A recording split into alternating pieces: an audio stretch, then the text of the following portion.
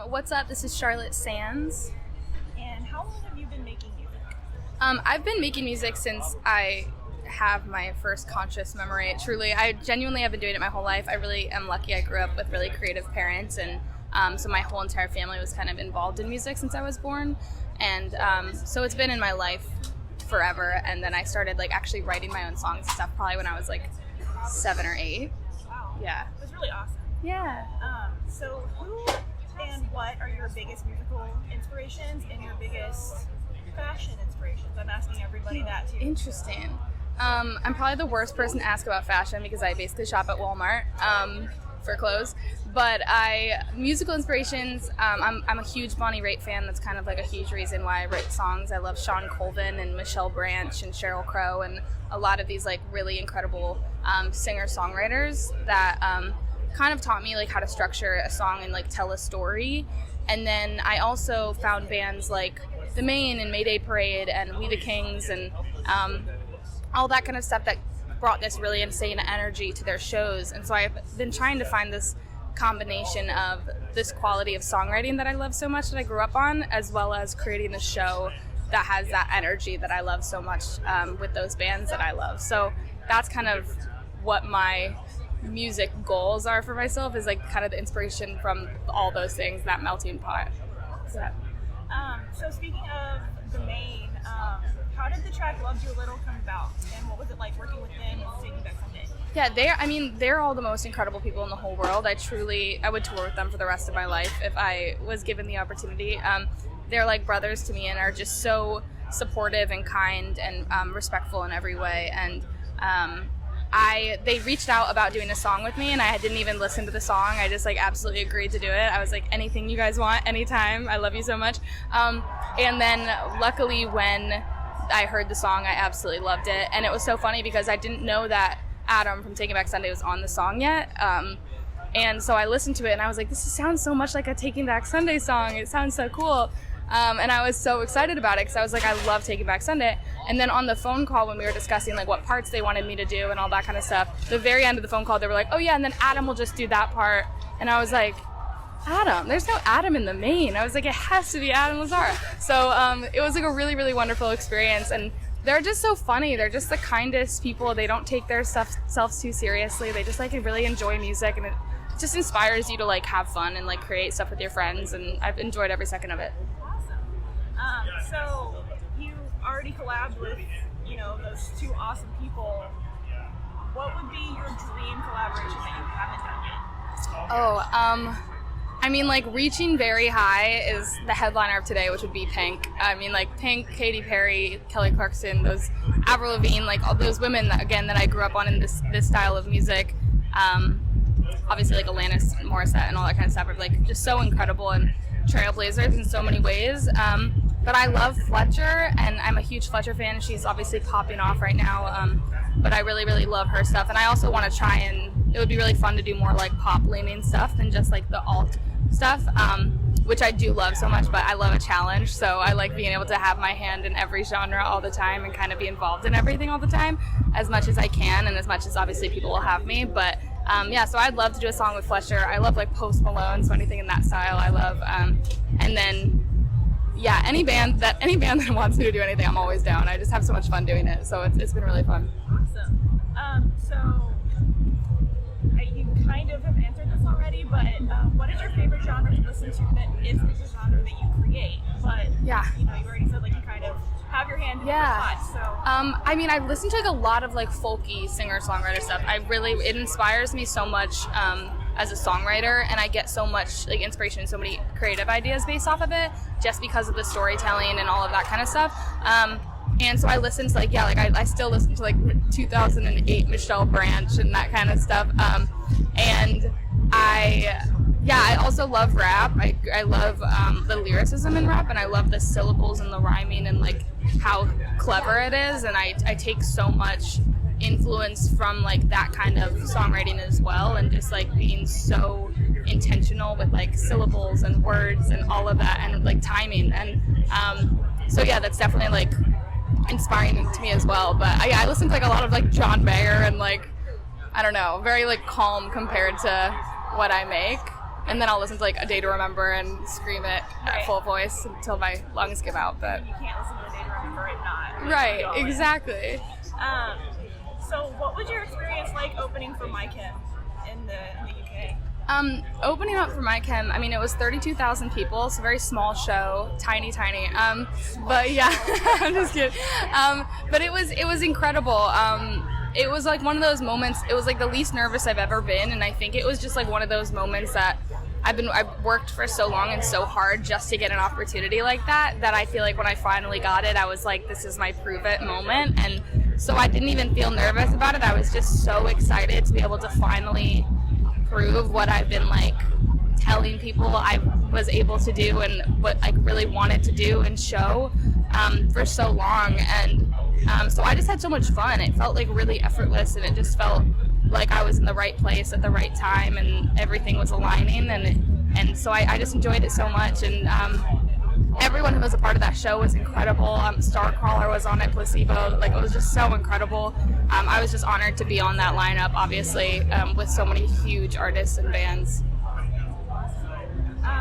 So you're about like, I guess 2/3 of the way through your first headlining tour? Yeah.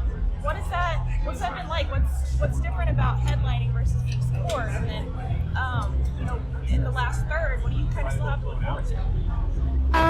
Yeah, it's been, honestly, this tour has been like the most amazing experience of my life for so many reasons, but this is the first time in my career that I get to kind of create an experience, and it's not just like pick 5 songs and play them really quickly and then get off stage as fast as possible. So I get to go through and like really curate an entire experience for an hour and pick the songs that I've never played live and the ones that like usually didn't make the cut, and all these ones that mean a lot to me and that I love. And also, for 2 years, I didn't perform, and I released a song every 2 months or more. So I have so much music that has been like hidden that I haven't really been able to sing with everybody. And now, like, to play these songs live and to hear people singing them for the first time ever is just the most insane feeling and experience. I'm just really, really grateful. And I think it's also comes with the what comes with that is like every single show that I opened for, I feel like there was always a way to be like, oh, there's definitely other reason that people are here. You know, it's probably for the headliner, it's probably for this or this. And, you know, and I am finally at the position where I can be like, okay, people are here because of these songs or this music. I can't make excuses anymore for like why they happen to end up here. And so, yeah, I've just been really enjoying that and having a really wonderful time. And then I don't really know how to word this question, but so October is a big month for like mental health awareness, and I like the way that you write about your experiences and the way that you kind of celebrate. And it's so hard to word, but like you're not like you celebrate mental illness, but like you like bring it to the forefront, and like have conversations about it. Have conversations about it. How have you kind of connected with fans over that? And how has that experience with connecting with fans over something it's kind of it's like really personal, but not talked about enough. Yeah, absolutely. How has that kind of changed your journey? Yeah, I mean, I am really grateful to live in a time right now where mental health is more of a common conversation. I remember being in middle school and high school, and if somebody said that they were going to therapy, everyone was like, oh, they're crazy, or they have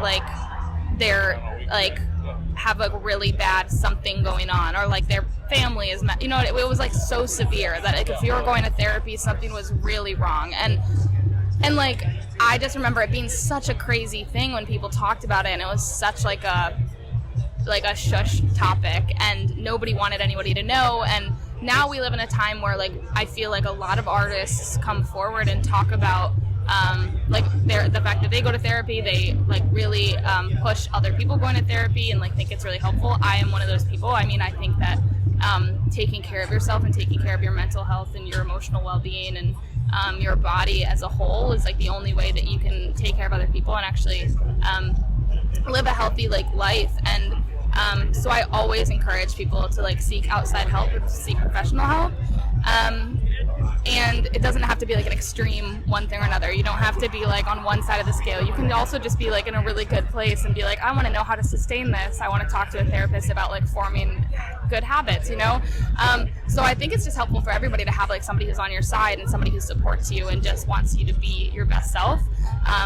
But I think that I've really enjoyed having conversations like that because it's brought me so much closer to like my listeners, and we've been able to have like such a stronger relationship because they know that I'm like a real person who like actually experiences real human things, and I'm not ever gonna pretend that everything is fine and dandy if it's not. I'm pretty honest, even during shows when I'm like, I was crying in the bathroom 5 minutes before the show and now I'm having a great time, but like it's not like easy all the time. And even as somebody who's on social media all the time, who can make their life look really perfect, I try really hard to make sure it doesn't look like that because it's not. And I think that being intentional like with that kind of stuff as well, if you're somebody who's like in the public eye, or if you're somebody who has any influence or has a following in any way, like making sure that you're really showing the reality of like existing as a human is really important.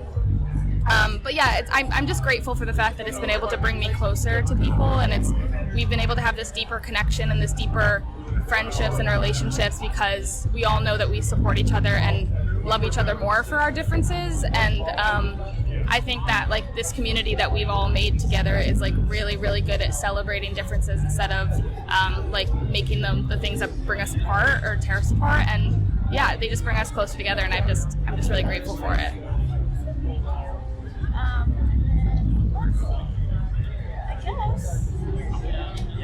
What is next for you after? I mean, you've done like everything. Yeah. Now, right? You've got a almost. Tour, you've opened for My Chemical Romance. Yeah. You're playing at ACL. Like, what's left for you? What's next? Yeah, I mean, I'm honestly just really excited for after this tour. I'm going to be taking like the time I have off.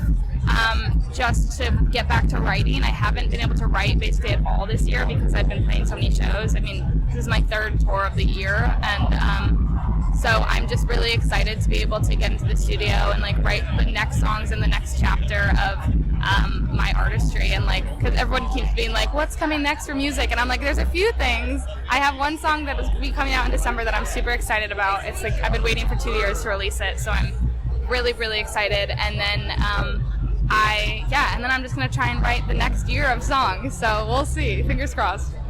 Well, thank you so much. Yeah, of course. Thank you for having me.